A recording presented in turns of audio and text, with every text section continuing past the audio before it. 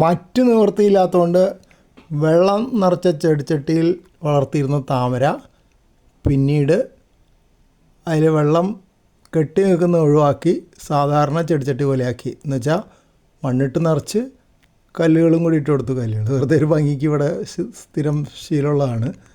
അങ്ങനെ ചെയ്ത് കൊടുത്തു. കാരണം വേറെ ഒന്നുമല്ല, ആ വെള്ളം ആകെ ചളിയായിട്ട് സ്വല്പം മണമൊക്കെ വന്നു, കൊതുക് വളരാൻ തുടങ്ങി. എണ്ണപ്പാട ഇട്ടുണ്ടായിരുന്നു, എന്നിട്ടും കാര്യം ഉണ്ടായില്ല. അപ്പോൾ പിന്നെ വേറെ നിവൃത്തിയില്ല, മുന്നിലെ മുറ്റത്ത് അങ്ങനെ ഒരു ചെടിച്ചട്ടി വെക്കാൻ പറ്റില്ല.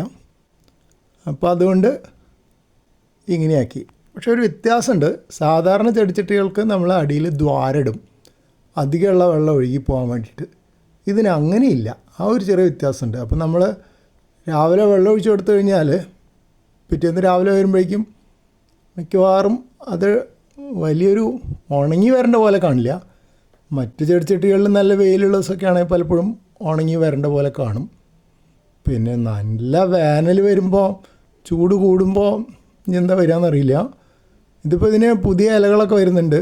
പഴയ ഇലകൾ ചിലത് കരിഞ്ഞു പോകുന്നുണ്ട്. അത് മുമ്പും ഉണ്ടായിരുന്നു, വെള്ളമുള്ള സമയത്തും ഉണ്ടായിരുന്നു. ഇപ്പോൾ വലിയ വ്യത്യാസം തോന്നുന്നില്ല. ഈ കാണുന്ന ഇടതുവശത്ത് കാണുന്നതൊക്കെ പുതിയ ഇലകൾ. അത് അവിടെ കാണുന്ന ഒരു ചെറിയ ഇല, അതൊക്കെ പുതിയ ഇല തന്നെയാണ്. അപ്പോൾ ഈ മാറ്റം വരുത്തിയ ശേഷം ആവശ്യത്തിന് പുതിയ ഇലകൾ വന്നുകൊണ്ടിരിക്കുന്നുണ്ട്. അപ്പോൾ അതുകൊണ്ടൊരു പ്രതീക്ഷയുണ്ട് ഇതിങ്ങനെ വളർത്താൻ പറ്റുമെന്ന്. അങ്ങനെയാണെങ്കിൽ വലിയ സന്തോഷമായി, ഒരു പുതിയ അനുഭവമായി.